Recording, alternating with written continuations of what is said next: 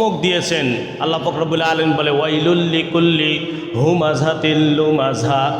আল্লাহ পাক রব্বুল আলামিন বান্দাবান্দীদেরকে ওই সময় ধমক দিয়ে কথা বলে এবং ধমক দিয়ে বলছেন যে ওই ব্যক্তিদের উপরে গজব নাজিল হবে এবং ওই ব্যক্তিদেরকে কঠিনের থেকে কঠিন আযাবের মধ্যে ফেলানো হবে যে ব্যক্তিগুলো পরনিন্দা করে, যে ব্যক্তিগুলো মানুষের আগে এবং পিছনে মানুষকে অপমান অপদস্থ করার জন্য চেষ্টা করে, যে ব্যক্তিগুলো কি করে।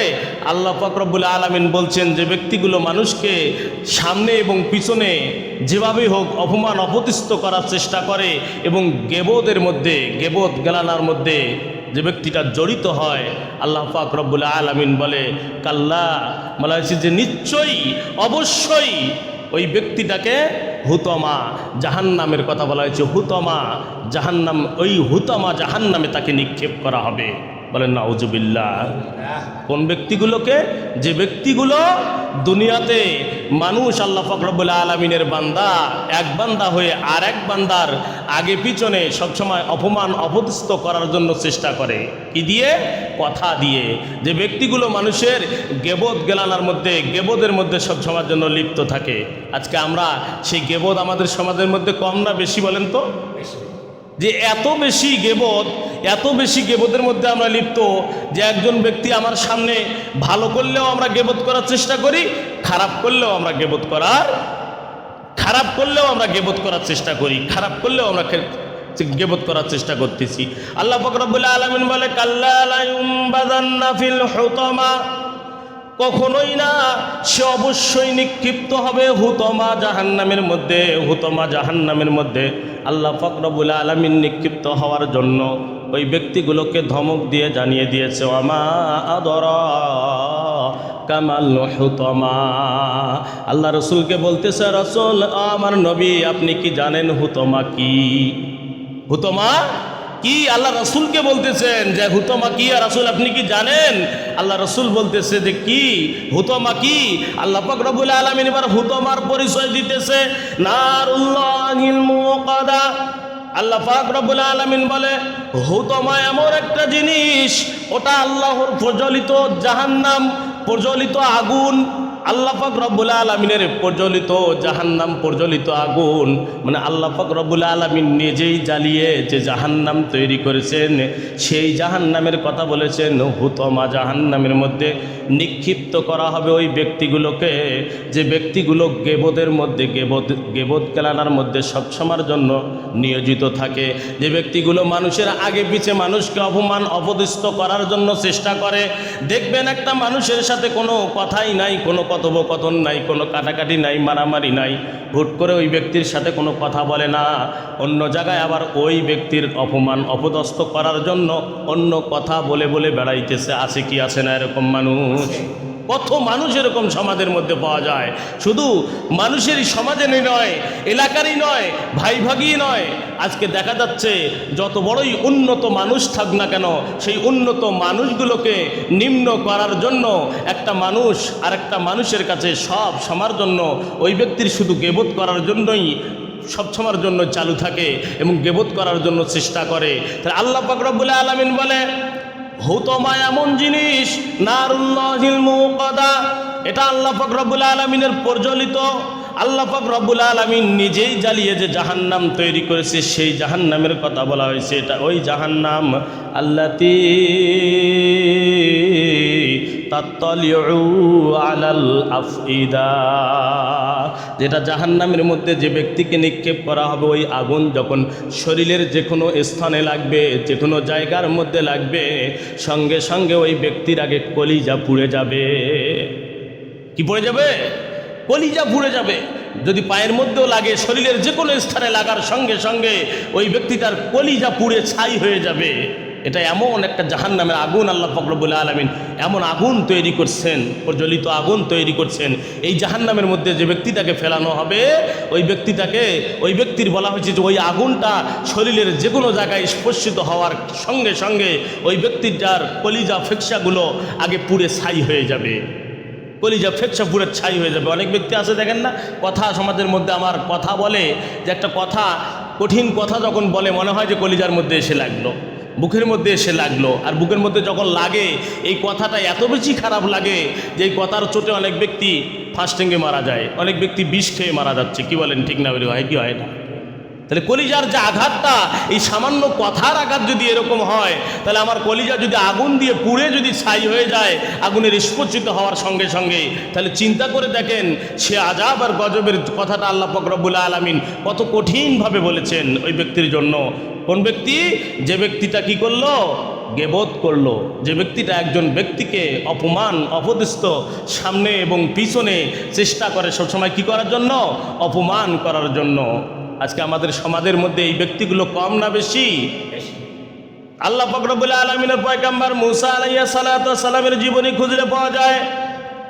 সেই সময় মুসা আলাইহিস সালাতু ওয়াস সালামের জীবনে বৃষ্টি যখন আকাশের মধ্যে হইতেছে না, আকাশ থেকে বৃষ্টি নামতেছে না, আল্লাহ পাক রব্বুল আলামিনের কাছে বৃষ্টি চাওয়ার জন্য কাটিয়াল ময়দানের মধ্যে মুসা আলাইহিস সালাতু ওয়াস সালাম তার পয়গম্বরদেরকে নিয়ে গেলেন।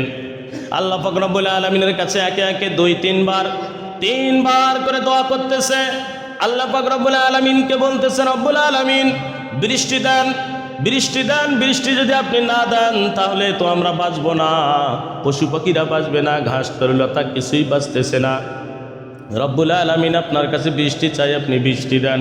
গায়েবে আওয়াজ করে বলতেছে, মুসা রে, তুমি যে দোয়া করতেছো তোমার এই দোয়া কিন্তু কবুল করা হবে না, তোমার এই দোয়া কিন্তু কবুল হচ্ছে না, কবুল হবে না। আল্লাহ পাক রব্বুল আলামিনের কাছে ডাক দিয়ে বলে, মুসা, আল্লাহ কেন দোয়া কবুল করতেছেন না? বৃষ্টি কেন দিবেন না? আমি যে বান্দাদেরকে, তোমার যে বান্দাদেরকে নিয়ে দোয়া করতেছি এরা তো আমার উম্মত, কিন্তু এরা তো সবচেয়ে বড় যেটা সেটা হচ্ছে আপনার বান্দা। আপনার বান্দাবান্দির দুঃখ তো আপনি বেশি বুঝবেন, আপনি কেন বৃষ্টি দিতেছেন না? একে একে 2-3 বার করে যখন বললেন, আল্লাহ পাক রব্বুল আলামিন বলে, মুসা রে, তুমি যে দোয়া করতেছো, এই যে তোমার হাজার হাজার উম্মতের মধ্যে এখানে একজন ব্যক্তি আছে তালাতালি করা ব্যক্তি, একজন আছে গীবত করা ব্যক্তি। এই গীবত করা ব্যক্তির কারণে তোমার দোয়া কবুল হচ্ছে না। এই গীবতকারী ব্যক্তি যতক্ষণ পর্যন্ত তোমার সাথে হাত তুলবে ততক্ষণ তোমার দোয়া কবুল হবে না।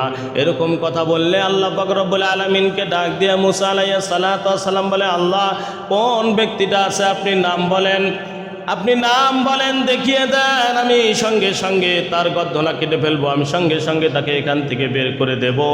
আল্লাহ পাক রব্বুল আলামিন বলে, মুসা, আমি তো নিজেই বলেছি মানুষের নাম ধরে গীবত করা যাবে না, মানুষের নাম দেখা যাবে না। আমি আল্লাহ তো নিজেই নাম ধরে নাম দেখিয়ে দিতে পারবো না, কিন্তু একটা উপায় আছে, একটা উপায় আছে। সে উপায়টা হচ্ছে কি? তুমি সবাইকে নিয়ে তওবা করো। তওবার মধ্যে যে ব্যক্তিটা গীবত করা ব্যক্তি যেখানে আছে, যে ব্যক্তি তালাতালি করা ব্যক্তি যেখানে আছে, ওই ব্যক্তিটাও তোমার সাথে তওবা করবে। আর যখন তওবা খাস দিলে করবে, আমি আল্লাহ পাক রব্বুল আলামিন কবুল করে বৃষ্টি দিয়ে দেবো। বলেন সুবহানাল্লাহ। তাহলে আপনি চিন্তা করে দেখছেন একজন গীবতকারী ব্যক্তি কত বড় নিকৃষ্ট, কত বড় নিকৃষ্ট একজন গীবতকারী ব্যক্তি, যে আল্লাহর পয়গম্বর মুসা, যে মুসা আল্লাহ পাক রব্বুল আলামিনের সাথে প্রতিদিন সাক্ষাতে কথা বলতেন, আল্লাহ পাক রব্বুল আলামিনের সাথে কথোপকথন হইতেন, যে মুসা আলাইহিস সালাতু ওয়াস সালাম আল্লাহর সাথে কথা বলে ডাইরেক্টলি, সেই মুসা আল্লাহর কাছে হাত তুলতেছে, সেই হাত, সেই দোয়া কবুল হচ্ছে না একজন গীবতকারী থাকার কারণে। একজন তালাতালি করা ব্যক্তি ওই সমাজের মধ্যে, ওই হাজারো ব্যক্তির দলের মধ্যে একজন গীবতকারী ব্যক্তি থাকার জন্য তার দোয়া কবুল হয় না। আর আজকে আমাদের সমাজের মধ্যে যখন দোয়া হয় আমরা ইমামের দোষ দেই, আমরা মুয়াজ্জিনের দোষ দেই, যে তারা ইমাম মুয়াজ্জিনেরা দোয়া করে, এত দোয়া করে, দোয়া কবুল হয় না কেন?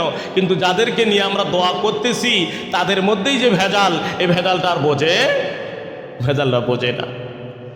তারা আল্লাহর পয়গম্বর মুসা আলাইহিস সালাতু ওয়াস সালাম এবার সকলকে নিয়ে যখন তওবা করলেন, তওবা করার পরে আল্লাহ পাক রব্বুল আলামিনের কাছে হাত তুলে দোয়া করে। দোয়া করতে দেরি, এবার সঙ্গে সঙ্গে আসমান থেকে বৃষ্টি নাজিল হয়ে গেছে। বলেন সুবহানাল্লাহ। আল্লাহ পাক রব্বুল আলামিন তওবা কবুল করে নিয়ে এবার বৃষ্টি দিয়েছেন। তাহলে আল্লাহর নবী তিনি যদি দোয়া করে আর সেখানে যদি একজন গীবতকারী ব্যক্তি থেকে যদি তার দোয়া যদি একে একে 3 বার করে দোয়া করতেছে, তারপরও দোয়া কবুল না হয়, তাহলে আপনি আমরা কোন পর্যায়ে আছি? কোন জায়গায় আছি একবার চিন্তা করে দেখি তো।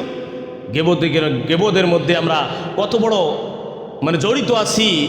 সব সময়ের জন্য আমরা গেবতের সাথে জড়িত আছি। বেশিরভাগ আমাদের সমাজের মধ্যে দেখা যায় যে মহিলা মানুষেরা আরও এই গেবদের মধ্যে 2 জন 4 জন 5 জন যদি একখানে হয় তাহলে দেখবেন যে এদের গেবদের সীমা নাই। কিন্তু অন্যের গেবত যখন আমরা করি, হাদিসের মধ্যে আসছে যে ব্যক্তিটার গেবত করা হয় ওই ব্যক্তিটার গোনাগুলো এই গেবতকারীর আমলনামায় চলে আসে, আর গেবতকারী যে ব্যক্তিটা গেবত করলো তার নেক আমলগুলো ওই যে ব্যক্তির গেবত করলো তার আমলনামায় চলে যায়। কন্যা উজুবিল্লাহ। তাহলে চিন্তা করেন, আমি গেবত করে এক ক্ষতি করলাম, আবার আমার নেকিগুলো আমি তাকে দিয়ে দিলাম, আর তার গোনাগুলো আমি নিয়ে নিলাম। তাহলে অন্যের গেবত করা যাবে ভাই? অন্যের গেবত করা যাবে না।